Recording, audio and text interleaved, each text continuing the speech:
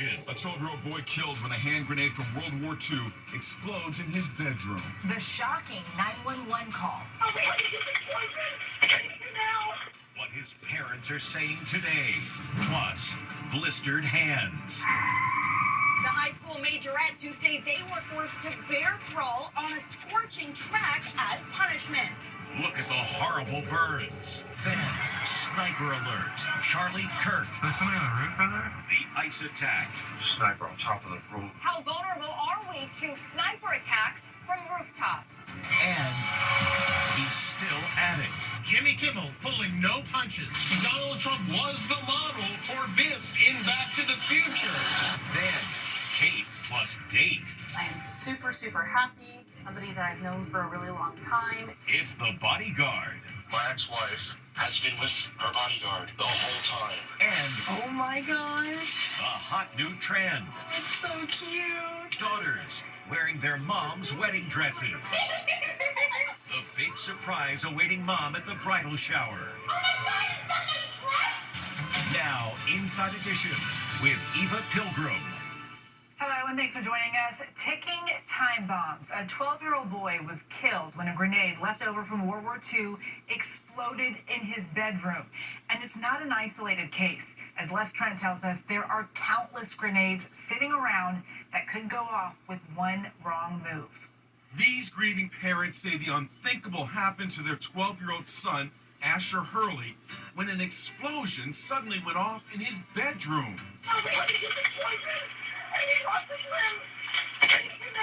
All right, you got something you can try and control the bleeding with? We don't know. My God, hurry. Dear Jesus, in the name of Jesus, I pray healing for my child. So what exploded? Asher's parents say he was playing with what was thought to be an inactive dummy grenade like this. But Asher's grenade was the real deal. It was an antique from World War II. And when he pulled out the pin, it exploded in his hands. I knew he was dying. Asher didn't survive the blast. The World War II grenade was bought 5 years ago at a flea market store as a gift for Asher's dad, a World War II history buff. Grenades were an effective weapon of combat during the war. Turns out grenade accidents happen more often than you may think. An explosion occurred at our Special Enforcement Bureau. In July, 3 LA sheriff's deputies died in a horrific grenade explosion when authorities say an old grenade they recovered from a storage unit at an apartment complex went off. If this thing is active, it is a ticking time bomb. Explosives expert Captain Jerry Vogel says old grenades can be unstable and extremely dangerous. They sit on shelves. You don't know how reactive they are. Now these parents say they want everyone to know that grenades can be dangerous, even ones that you might think are inactive. Don't make assumptions. It's not something anybody should be bringing into their home. During World War II, America produced more than 50 million grenades. How vulnerable are we? The gunman who opened fire yesterday at an ICE detention center in Dallas took his shots from a nearby roof. This in the wake of an assassin shooting and killing Charlie Kirk from a roof approximately 142 yards away. Now, as Ann Mercogliano reports, many are asking, how secure are our rooftops? Concern is mounting over the growing use of building rooftops by snipers. The latest, the gunman perched on the roof in Dallas who opened fire on an ice van and killed one person, then himself. This is going to be a sniper on top of the roof. We believe at some point around 3 o'clock in the morning that the suspect was seen driving on footage with a large ladder on his car. And we believe that that is what he used to position himself on top of the building. 2 weeks ago, Charlie Kirk was slain by an assassin authorities say was positioned on a roof at Utah Valley University. And the sniper who targeted President Trump at a rally in Butler, Pennsylvania last year was also perched on a roof. Yeah, someone's on top of the roof. I'm on a building 6 stories up in Midtown Manhattan. Looking around, you can see just how vulnerable we all are to a madman's whims. Security expert Michael Baldoni. Snipers always seek to go high. They want to shoot down. And so if they get to a position of height, that makes the people they want to shoot that much more accessible. We're also seeing a rise of another chilling phenomenon. It's being called the Bullet Manifesto. Authorities say a shell casing found at the scene of the Charlie Kirk slaying was marked, "Hey Fascist, Catch." At the ICE facility shooting in Dallas, cops found a bullet with the words "anti-ICE" written on it. And Luigi Mangione, who is accused of killing the CEO of United Healthcare, allegedly had the words "deny, defend, and depose" written on bullet casings found at the scene. I spoke to criminologist Dr. Casey Jordan. They love the impact of writing on the bullets and the guns because it is their message and it is tied directly to the weapons of their violence.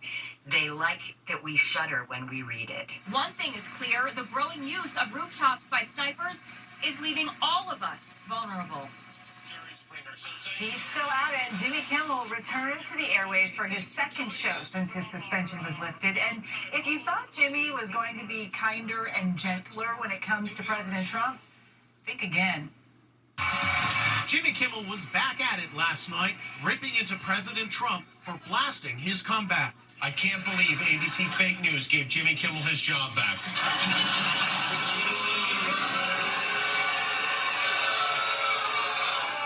You can't believe they gave me my job back. I can't believe we gave you your job back. The ratings are in for Kimmel's big return, and they are huge. 6.3 million viewers, 3 times his usual audience. His highest ratings in 10 years. And 26 million people watched on social media. Kimmel is making it clear he's going to be as edgy as ever. I talk about Trump more than anything because he's a bully. I don't like bullies. I played the clarinet in high school, okay? Meanwhile, the president is going ballistic over that incident at the United Nations when the escalator came to a sudden stop. Last night, in one of his longest social media posts ever, Trump called it a real disgrace and a sinister event. This was absolutely sabotage. The people that did it should be arrested. But the UN says the escalator was stopped by a safety device. Here's Stephen Fabian. There is a device on this part of the escalator known as the comb step. So if clothing or maybe a shoelace gets caught in this mechanism, it stops the escalator to prevent a serious injury. And is this the guy who triggered the safety device? The UN believes Trump's own videographer accidentally hit it as he was walking backwards up the escalator. Parents outraged. A competition-winning high school dance team was practicing outside when, as a punishment, their coach allegedly made a number of the girls crawl on a running track that was scorching hot. As Allison Hall reports, they ended up with horrible blisters. They're painful blisters on the palms of a teenager's hands. Look at her thumb. Here's another set of blistered hands. Parents say the blisters came after their coach ordered them to bear crawl along a hot track as punishment during majorette practice. All right! I spoke with 14-year-old Markayla Taylor and her mom, Renisha. What did it feel like?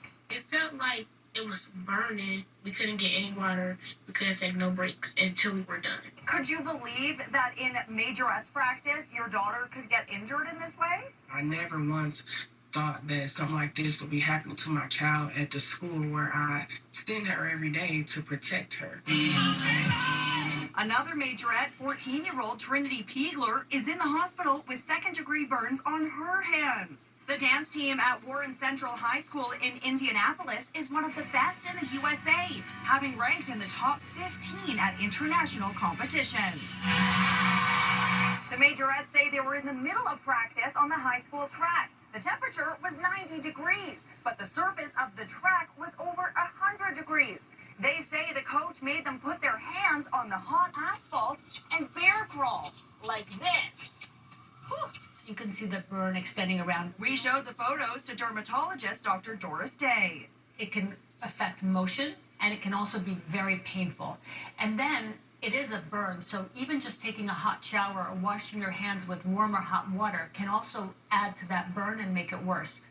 The school says they are investigating and are in contact with the students and their families. You may have seen video of a jewelry store outside San Francisco being swarmed by dozens of masked thieves.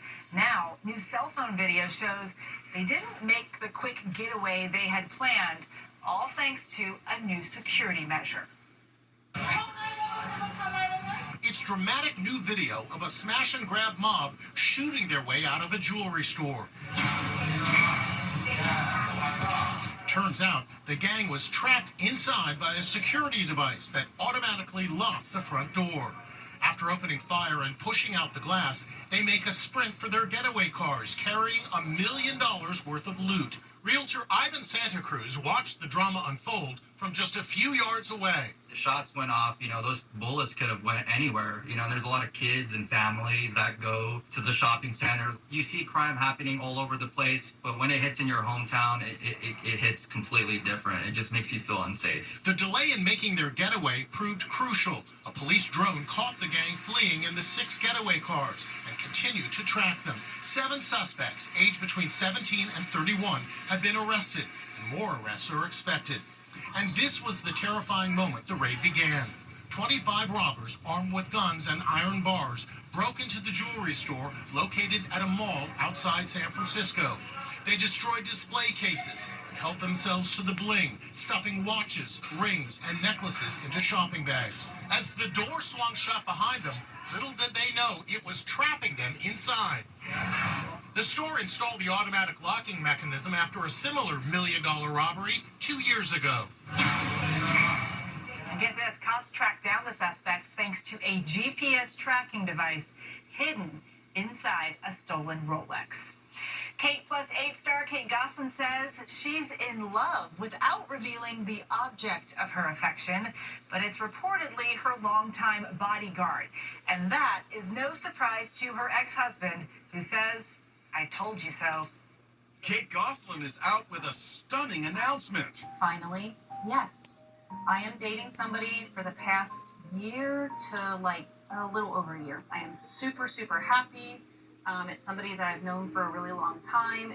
According to the New York Post, Kate is now living with her former bodyguard, Steve Nield. Is it just like the movie The Bodyguard, where Whitney Houston's character falls for her protector? In 2009, after starring on their hit reality TV show that documented raising 8 children, Kate and her then-husband John Gosselin split in a contentious divorce. At the time, Kate denied rumors that she was having an affair with the bodyguard. There is no affair. There never has been an affair. We are very, very good friends with him, his wife, and family. A year later, Steve Nield was still a presence at Kate's side. Seen here as she arrived for an interview at Inside Edition to talk about her appearance on Dancing with the Stars. Today, John is blasting his ex-wife. My ex-wife has been with her bodyguard the whole time. She's trying to rewrite her script. Try to rewrite cheating on your husband. Kate's estranged son, Colin, also took to social media questioning his mom's story. What about when we go on vacation and you made me sleep on the hotel cot while you and Steve were together? I'm done staying quiet, Colin posted. I am dating somebody for the past year. We were unable to reach Kate Gosselin for comment or the bodyguard, who is now divorced. Next, Shut It Down. The dating app billionaire taking a swipe at the movie about her life. What do I do? I don't want a movie made about me. Shut it down. And oh my gosh. a hot new trend. That's so cute. Daughters wearing their mom's wedding dresses. The big surprise awaiting mom at the bridal shower. Oh my God, is that my dress? Inside Edition with Eva Pilgrim will be right back. She revolutionized dating apps for women. Now she's the focus of a new movie starring Lily James, but the self-made billionaire isn't excited to see it. It's the hot new movie Swiped, starring actress Lily James, best known for playing Cinderella and starring in the TV miniseries about Pam Anderson's life. Hey guys, my name's Whitney Wolf. The 36-year-old now plays tech executive Whitney Wolf, a key figure behind the success of 2 iconic dating apps, Tinder and Bumble. What about Tinder? You know, the initial spark, starting a fire. I don't hate it. I am honored that they chose Lily James. She's a very talented actress. The real-life Whitney Wolf says she's flattered by Lily James being cast to play her. But she tells CNBC she wanted the movie, quote, shut down. You know, I even was like asking my lawyer 2 years ago, like, what do I do? Like, I don't want a movie made about me, shut it down. He's like, there's nothing you can do. The movie shows how Wolf conceived of Bumble as a way of empowering women. Women make the first move. When members of the opposite sex match on Bumble, women have to send the first message. Bumble did revolutionize modern dating. It gave women the power back. They were no longer getting unwanted photos or unwanted messages. She made a change in the dating industry and allowed women to feel more comfortable in a place where they weren't feeling so comfortable. So, will the real Whitney Wolf watch the movie? I don't know if I'm going to watch it or not. I'm obviously both terrified and maybe slightly flattered. Coming up, why women are dusting off mom's wedding dress. Like mother, like daughter. A bride-to-be is searching for something. Oh my gosh. It's her mom's old wedding dress. It's so cute. Mom helps her try it on, and it fits. She's not alone. Daughters across the country are trying on their mom's wedding dresses to celebrate their big day. Shannon Hester surprised her mom, Dina, at her bridal shower. Oh my God, is that my dress?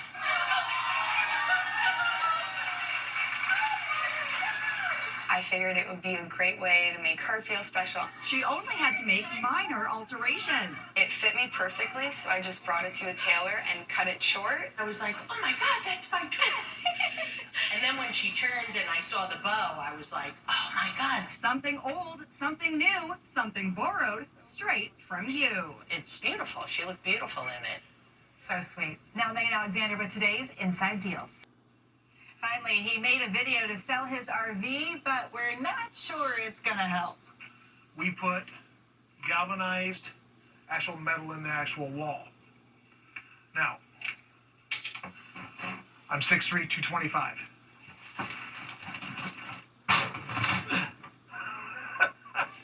Oh no, we'll see you next time.